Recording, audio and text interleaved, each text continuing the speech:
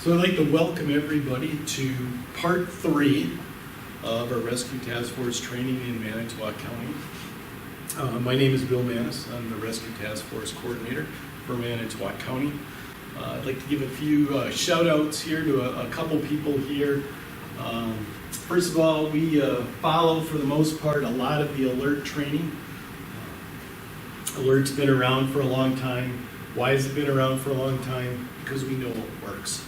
That's why we need to follow the systematic approach of the things that we talked about in part 1 and part 2. Next person I'd like to give a shout out to is Dr. Steve Stroman. He is the Brown County SWAT Medical Director. He's also put together a lot of our medical stuff. He's helped me put together this slide presentation. And he's given it many, many times. Okay. In this slide presentation, we're going to be taking a look at tactical emergency casualty care. Once again, it's another thing that's been proven to work. The military has used it for many years. That's how we know that it works. I'd like to thank NEW Rescue Task Force. Dave Taylor is the owner of that group. They will be providing us with a trailer to do our training, and then there's everything else that we need to do our medical, our rescue task force, for law enforcement, weapons, all the training stuff that Dave has been able to put together and has been very nice in providing it to areas within our region. A lot of the money has been gotten through federal and local grants. So we want to thank the HERC and the RTF. RTF, a lot of them are instructors within the group. The HERC has provided many dollars, training dollars and money that go into the trailer. Our training in May is actually sponsored by the HERC. They are paying for the instructors to provide the training that's going to be coming up May 2nd of 2023. So once again, follow your policies and procedures. This presentation is not for public viewing. If you'd like me to come out or one of my counterparts to come out to your group, we'd be more than happy to do that. The winter months are usually pretty good training days. If you can get couple jurisdictions together rather than me do it 21 times. That would be greatly appreciated. But this video is a substitute for me coming out. You can play it at any time. You can play it as many times as you want. So let's dig into 90 slides here. So objectives, when second counts, we need to know that help is on its way. So the objectives in the Rescue Task Force training that we know so far is we want to stop the killing, number 1, law enforcement, eliminate the threat, okay? Then stop the dying. Law enforcement's going to stop the dying until they call in Rescue Task Force people.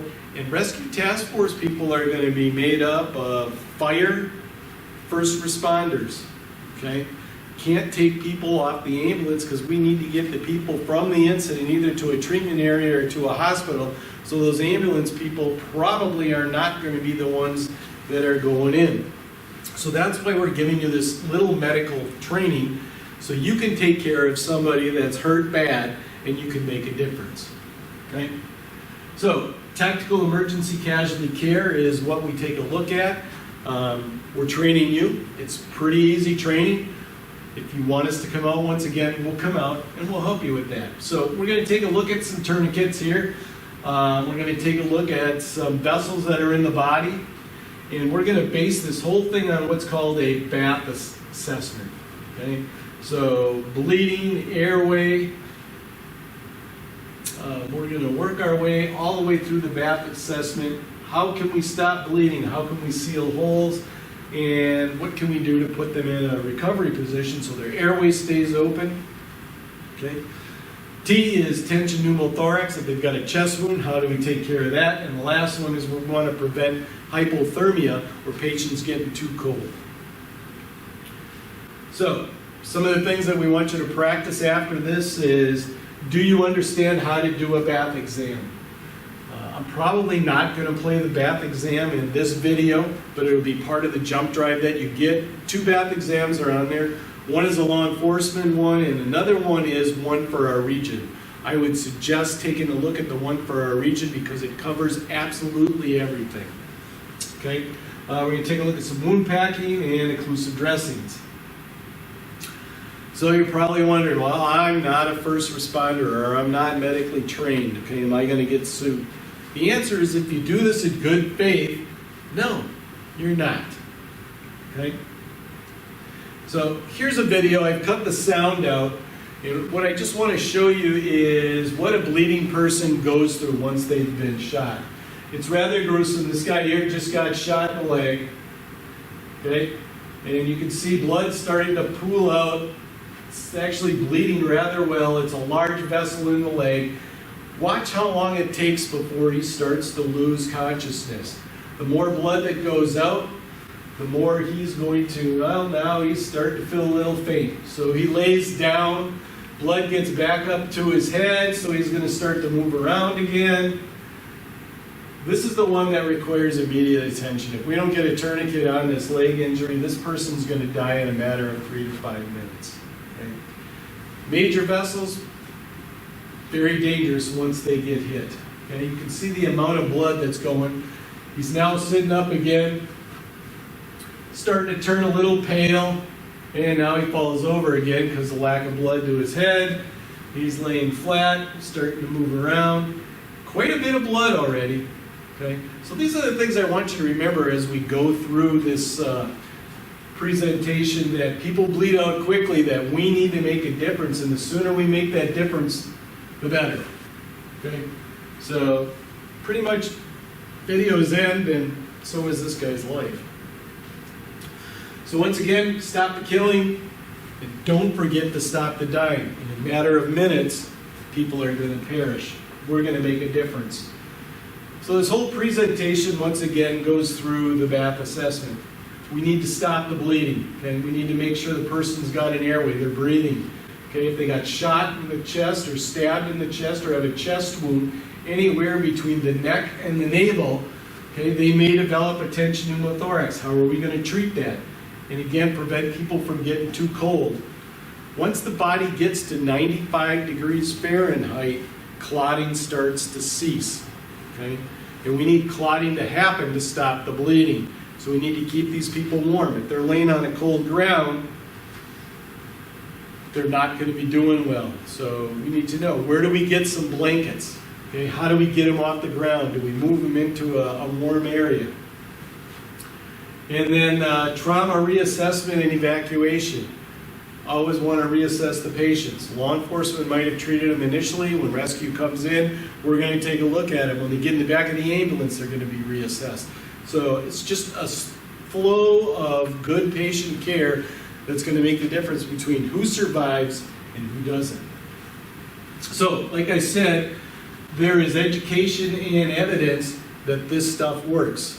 That's why we decided to go this route, and that's why we're teaching it today. Okay? So there's really 3 types of patients here that we can make a big difference on. 60% of them are going to have a hemorrhage or bleeding. Okay? 33% of them may have that tension pneumothorax or that chest injury, and 6% of them may have an airway obstruction just based on the position that they're laying. What can we do to improve that? So we're going to take a look at those types of things and what we can do to make a difference. So with bleeding, we're going to look at tourniquets, applying pressure, maybe packing some wounds, putting on occlusive dressings to the chest injuries, and how do we maintain an open airway, keep it clear, and we put them into a recovery position. So you're going to see this slide over and over again. It's a mnemonic just to remind you: bleeding airway, tension pneumothorax, hypothermia. So, as you all know, there's blood vessels that go throughout the body. Okay? We got arteries and veins. We got big arteries and little arteries, big veins and little veins. Very vascular part here. What I want you to know is that, as you saw in the video, those legs bleed out fast. Okay? The neck bleeds out fast. Then the arms. Okay? If you get shot in the chest and you hit one of these major things right in here, you're not going to be a viable patient. Okay? So, as we're checking for wounds, we need to remember that we want to start in a systematic approach. So I told you where we can make the difference first. Legs are going to bleed out rather quickly, so that's where we start. We check the legs for any major bleeding. We then go to the neck. We then go to the arm. We take a look at the torso, meaning the chest, abdomen, and don't forget the back, and then we look at the head. Okay? We try to do this within 30 seconds. So in the video, you're going to see how they rake and they look for holes. You're not necessarily going to see a gunshot wound to the chest or abdomen. You may see some bleeding, or you may see a lot of bleeding. Sometimes no bleeding and it closes up. The only way that you're going to find that is by doing the survey with your hands. Okay? So, Boston bombing, a lot of people injured. Set it up some treatment areas. This person here, if they're still viable, what do they need? Well, it looks really bad, but a tourniquet could maybe save that person's life. A lot of blood. So, as we look at bleeding, or the first part of the bath exam, do we do it over fully clothed people? Well, if there's bleeding, we may be able to determine that it's in an area, but the only way to find it, okay, is maybe to cut the pants leg, cut the shirt leg, pull up the shirt. If we're taking care of an injured officer that's got their ballistic gear on, we got to take that ballistic gear off. Okay, dangerous parts of ballistic gears underneath here. Okay, going under their arms. Okay, coming up underneath here. So, focus in treatable areas. Groin and femoral arteries, okay? Top part of the legs, okay? Legs to the neck, okay? What are we going to do? Well, we're going to assess it, and if we find something, we're going to fix it. Same thing if we're working with the chest, abdomen, or back. If we find it, we're going to fix it, because every drop of blood, as you saw in that video, counted. So, two types of bleeding wounds. We've got compressible. What does that mean? Well, it can be treated with well-aimed direct pressure or a tourniquet. And then we've got non-compressible, okay? Some prevention is going to be required. We may have to pack it. We may have to hold something on it, okay? So, compressible wounds, which ones can we actually take care of? Well, arms, we can put direct pressure on it or put a tourniquet. Legs, direct pressure or tourniquet. Neck, okay? We might have to put an occlusive dressing on it. Groin and buttocks, we may have to pack it. Armpit axillary area, direct pressure, we may have to do some packing. It's in that chest area, so we may have to put on a chest seal. Non-compressible wounds, bleeding that can't be stopped with direct pressure. So unfortunately, it could be the head, because we really can't stop or pinch off the arteries, right? Okay. Chest and abdomen, they are immediate life-threatening injuries. Okay. I've already talked a little bit about body armor, where to check there. Okay. So, junctional hemorrhage. We've got the groin, the pelvic area, the buttocks, the neck, and the armpits. Okay. These number 2 areas. Direct pressure, wound packing, we may have to do an occlusive dressing in those areas. So here's a pretty nasty junctional injury. This is actually a type of device that puts pressure on some major arteries, but can we get a tourniquet up in here? Maybe, okay? So, one's compressible, put a tourniquet on. 2, junctional areas where we may have to put some type of compressive, but for the most part, we're going to be packing those wounds. torso and head, loose bandage or an occlusive seal in those areas. So, an adult patient roughly has got 3 liters of blood, or excuse me, 5 liters of blood. And so we look at this 5 liters of soda. Okay? Body, as you saw in the video, can compensate for some part of that. So we lose one of these bottles here, it can compensate. Heart picks up speed a little bit, compensates, but once we start to lose a little bit more than one of these bottles, that brain says, hey, I need more oxygen, I need more blood. What do? We collapse, we lay flat, blood goes to the head for a while, and then maybe we can regain consciousness. So a femoral bleed or a bleed in the leg, okay, we can lose 2 liters of blood in 3 to 5 minutes. So once again, the importance of getting that tourniquet on early, especially for law enforcement. Remember, you guys are in that hot zone, you can make a difference. So once you've eliminated that person or that threat, or there's no driving force, we need to take care of the patients, because what you do is going to make a difference, okay? As rescue gets in there, we need to reassess those injuries. Are the tourniquets tight enough? Do we need a second tourniquet? Same thing once they get in the back of the ambulance, reassess them. All right, so we're going to see a video here, and I'm not going to show it. I'm going to have you guys take a look at it. It'll be in the jump drive, okay? It's called the BAP assessment, okay? And that's just starting with the legs, going to the neck, going to the arms, going to the torso, okay? You're going to be feeling for holes, okay? There might be a lot of blood. You're going to feel for those holes. If it's in the chest area, anywhere between the navel and the neck, we're going to put an occlusive dressing on it. If it's in an area of the extremities, we're going to put a tourniquet on. If it's in the abdomen part here, okay, we may pack it. Loose dressings on the head. So, I'm going to pass the video. Like I said, please take a look at it. It's attached to this jump drive. Another one, now this is the video that we've done for our region. This here is Dr. Stroman. I've already talked to you about him, the medical director. Dave Taylor, talked to him already. Two Rivers police officer. This was some training that we did at the EOC. It just shows how to do the bath exam and then how to place them into a recovery position. So, if the incident happens in a public place, we may have some resources that are available. Just like what we've got defibrillators, we may have stop the bleed kits, okay, in certain areas. A lot of the schools will have these. A lot of auditoriums will have these. I know Holy Family's got them at their clinics now. They've got them at the main hospital. Churches have it.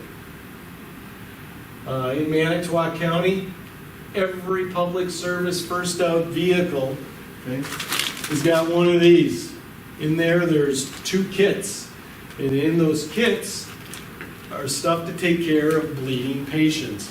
There's tourniquets in there, there's packing material that's in there, there's scissors that are in there. So these are the 2 kits, stuff that's in there. Take a look, find out where it is. Is it in your fire engine? Is it in your first responder vehicle? Okay. Have you already used it and you didn't get another one? Well, if you need another one, contact emergency management. We're currently in the process of making some more of those kits up. All of the kits were actually taken from emergency management in November, so we're in the process now of hopefully getting some restocking. So if you need another kit that you've used one, bring us the supplies of what's been unused in the kit. We'll give you a new one of these. Okay? Contents. You can take a look, see everything that's in there. Okay, we've got the tourniquet. We've got Vaseline gauze that's in there for the chest seals. We've got Coban in case tape doesn't stick. We've got a Sharpie in there so you can write on the patient that they've got a tourniquet. We can make tourniquets. There's popsicle sticks, and there's triangular bandages. There's an ACE bandage. If you get blood on you, there's antiseptic towels. Take a look and see what's all in the kits. Okay? So, law enforcement, know what you've got. I know Manitowoc County Sheriff's Department I'm currently working with right now. They're going to be putting together some new medical bags. Know how to use the tourniquets. Okay? What kind of tourniquets that you have. Law enforcement, a lot of you got these personal kits that you carry with you.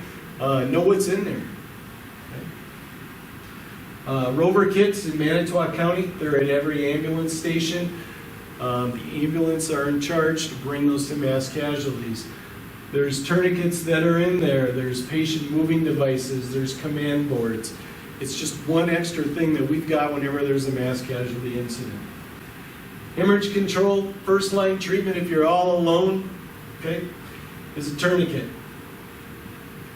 If you look here, not all injuries will one tourniquet be suffice. If it's still bleeding, you may need to apply a second tourniquet. Know what kind of tourniquets. In Manitowoc County, we've got two. We've got the windlass and we've got the SWAT T. Nice thing about the SWAT T, and there's a video that's also on your jump drive on both of these, is the SWAT T will handle adult, pediatrics, and canines.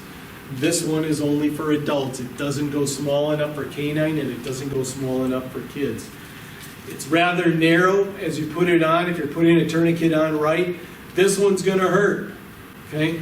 This one here is a little bit wider. It doesn't hurt as much, but you need to put enough pressure on that you stop the bleeding. Don't worry about them losing that leg. Okay? According to the information that we've got from the military, is tourniquets can now stay on 6 to 8 hours. Okay? So we're going to have every patient to a local hospital or a regional hospital within that time frame. So don't worry about that. But if you don't stop the bleeding, we saw from that video, what's going to happen? They're going to die. Okay? Pressure points. So you ran out of tourniquets or you're waiting to get a tourniquet and you want to stop it. Remember, every drop of blood counts. There's pressure points. Okay? So if we've got an injury to this arm down here and it's bleeding quite profusely, if we push up here on the brachial artery, okay, which is right here, and push that tight, that's going to slow down or maybe even stop the bleeding. Okay? We got bleeding to the legs, femoral artery, putting pressure on the pelvis with your knee, with your hand until the tourniquet arrives. Again, every drop of blood makes a big difference. Okay? So, well-aimed direct pressure, we like to teach this here, where you put a knee right in the groin. You put all your weight on there, you position it over that artery so it has stopped the bleeding. If somebody else put that tourniquet on, get it on there nice and tight, take your knee off, see if you stop the bleeding. If you haven't, put a second tourniquet on. If you've got a large hole, right, you may also pack it. Remember, in the abdomen, we're going to be packing. We're going to take a look at how to do that here in a little bit. Okay? So, we don't just put the whole roll of cling into a wound. We put piece by piece by piece and we pack it in there. Okay? Don't pull it out. Object is it's going to help form clots. Okay? Some of the packing material that we've got have got an agent that's on there to help start clotting process. You don't have to have that type of material. It could just be a regular piece of cling that you're putting in. Okay? So, packing the wound. We don't want you putting it over the top. Okay? We want you physically pushing that wound packing material down into the wound. So it ends up looking like that. Okay? The other nice thing about the SWAT T is after you've done a wound packing, if it's in an extremity, you can put SWAT T over the top just to give it a little bit extra pressure. In these bags, there's also ACE bandages, okay, or more cling that's in there. Just show you some of the other stuff that's out there. These are just some other types of packing materials that are available. As far as tourniquets, one thing that we teach with tourniquets, even if the injury is down low here, we want those tourniquets high and we want them tight. Okay? This one here probably should go way up here. That way you got room to put that next tourniquet on. Okay? Get it high and get it tight. Take a look at the leg if you can cut it. See where it actually is bleeding from. This guy's got his pants on. Okay? So maybe you put the tourniquet on, control the bleeding, and now you take a look at the injury. So, a couple key things to remember, and again, this is for the non-medical people, the firefighters that just want that basic first aid. what do we do if we're actually part of those rescue task force? So put the tourniquet on. Remember, high or die, or high and tight is what I always remember. You should be able to apply any tourniquet in 20 seconds or less. You can go over the clothes, okay? Try to stop the bleeding. If you've got time and there isn't any other injuries, or if you're going through a reassessment, cut those clothes up. Tighten the windlass until the bleeding stops. It's going to be painful, okay? If you can, mark the time. That's why in these blue kits, okay, there's a Sharpie. In the new kits that are in here, there's also a Sharpie right here. There's also a scissors that's right here.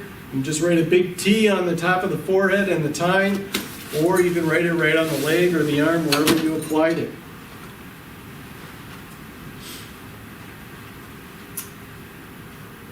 All right, so we're dealing with the windlass tourniquet. You'll notice that there's a red area here. Okay? So if I open this up, this tourniquet's ready to rock and roll. Okay? I've got it nice and wide so I can put it on my arm, I can put it on my leg. Okay? I always want to have the red area pointing towards my heart. Not away, but towards it. So I put this on, I can now apply it onto me. I pull this tight, put the Velcro on, and now I start tightening the windlass until the bleeding stops. I turn this, and then I secure it into this holder. Mark a T on the head, write down the time. That tourniquet's done. This tourniquet here, you'll see the video. There is a way in the video that you can put it on yourself. It's easy to put it on your leg, on your arm. It's a little bit more difficult. But mainly you're going to be putting it on patients. I like this one. It's wider, okay? It doesn't hurt as bad, but it does a great job. And it works on all adult, pediatric, and canines.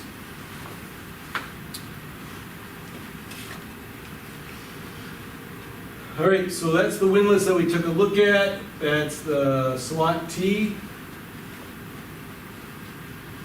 Just some other ones. Training video, once again, you can take a look at it. It's attached to this jump drive. Please take a look at it. If you want some of these training tourniquets that you want to practice with, once again, contact emergency management or myself, and we'll get them out to you.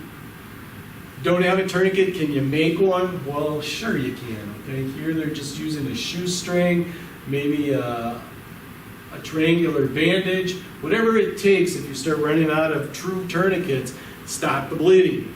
Every amount of blood counts. All right, so common tourniquet mistakes. Waiting too long, okay? As soon as you see any bleeding anywhere on the leg, go up high, and go tight. Not using when needed. Don't be afraid to use it. If you're not sure if you're going to pack, or if direct pressure, or if it's not a major bleed, you're not sure, put it on there, okay? You can't really put it too high. You can use it for minimal bleeding, okay? If it's still bleeding, put a second tourniquet on. Don't ever worry about loosening it. You shouldn't loosen the tourniquet once it's on and it's working, okay? And you should always reassess, okay? Is the tourniquet still working, okay? How's the patient doing? All right, so here's this next one here has got a little bit of arterial squirting blood. Okay, so what are we going to do here? Well, initially, let's say this is a shoulder, okay? Tourniquet probably isn't going to work here, all right? Direct pressure is going to help control that bleeding, but we're going to have to do some wound packing. We're going to pack some wound in there, okay? Pack a bunch of cling in there, and we may wrap it with an ACE bandage or somebody continually holding that. Remember, our incident objectives, once again, is stop the killing. Aggressively, law enforcement, stop the threat. We're going to get in there. Okay? We're going to start taking care of the dying. We're going to reassess what law enforcement has done prior to our arrival. Remember, there may be other threats. That's why the rescue task force is also with law enforcement, and law enforcement is monitoring their radio frequency, and they're in charge of you. So if they tell you this area is no longer safe, we're moving, you follow them, or they say stop, you listen to what they say. Also, you stay together. You never leave your rescue task force. Once you're formed in staging as a group, you are there for the whole incident until you get back to staging. So here's just a picture of an exit wound of a 5.56. 223 is going to be a lot smaller. You may not even see it if it doesn't hit bone or major destruction.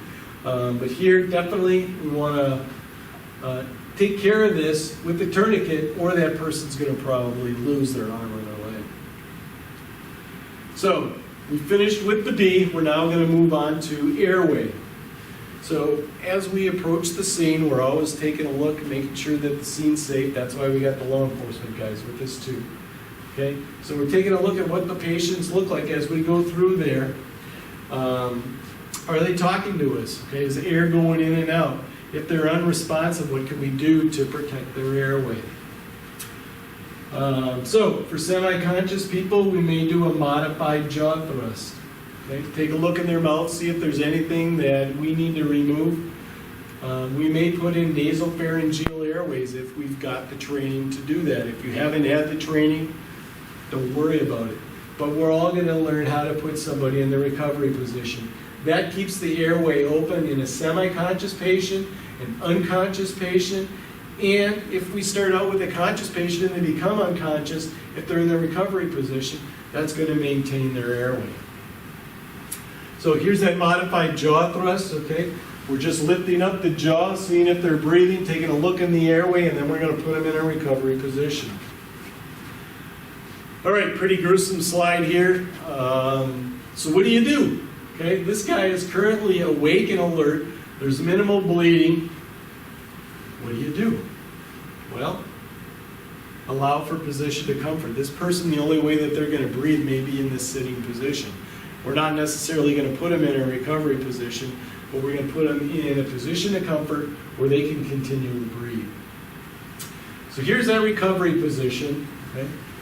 They're on their side. The top leg, we call it a kickstand position, where that knee is actually supporting them so they don't fall over and roll onto their stomach. They're sort of tilted a little bit forward so that kickstand's holding them in place. This arm is underneath their head, so any drooling or any airway stuff is able to flow out and stay open, okay? And they're able to breathe. Just a live person, what it sort of looks like here. All right, so we've done bleeding, we've done airway, and now we're at T, tension pneumothorax. That's the injury anywhere between the navel and the neck, okay? The tension pneumothorax happens when there's a hole in one of the two lungs, okay? Air gets into that lung, it creates a pressure, it pushes the lung over, and it collapses the lung. It starts to put pressure on the heart, it starts to put pressure on the good lung, okay? We need to seal that as soon as possible. The quickest way to seal that, gloved hand initially, okay? Then in here, or in the law enforcement, we've got chest seals, okay? One of the other chest seals that I like to use, and I've got this here in my bag, at least I think I do, is deep bib pads, okay? Oops. Taken some deep bib pads that have been expired. I've cut them. Okay, great chest seals. So what do you do with your expired deep bib pads? Okay? You put them in your bags. Great chest seals. Okay, these are some commercially made ones. They're Tegaderms.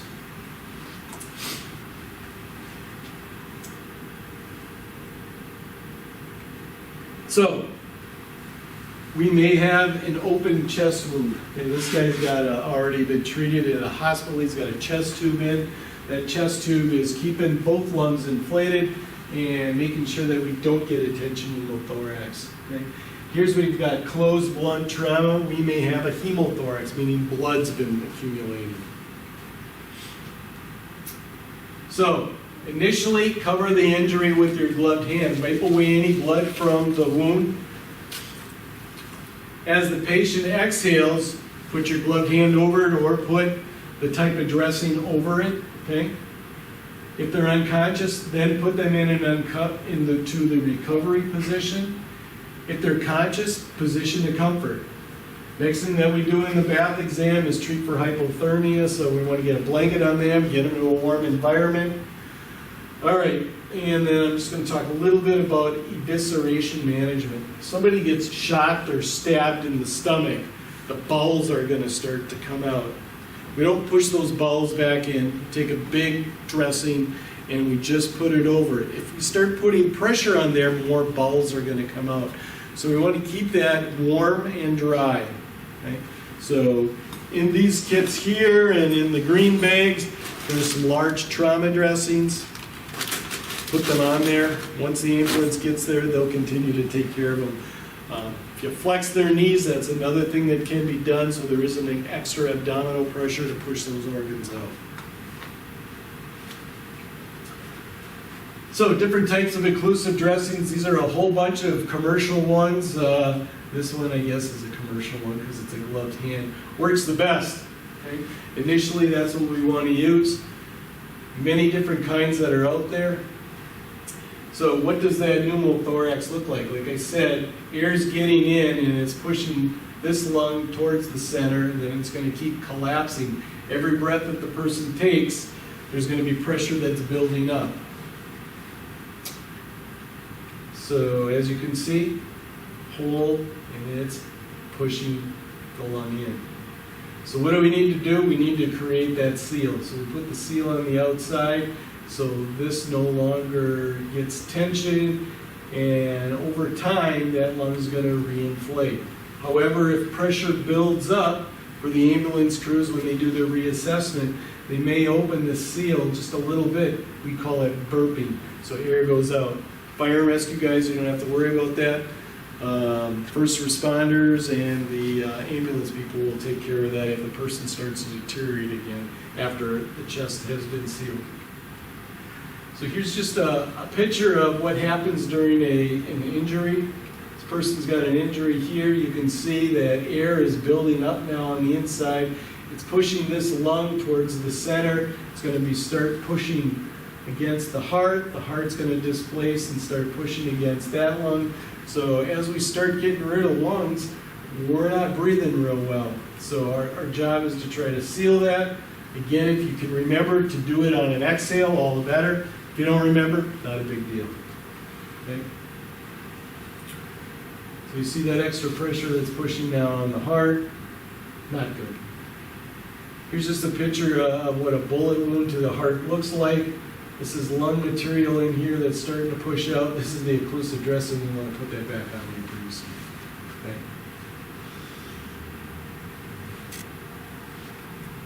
All right, we're on H, hypothermia. I've already talked to you. Once that body reaches 95 degrees Fahrenheit, we start to lose our clotting mechanism.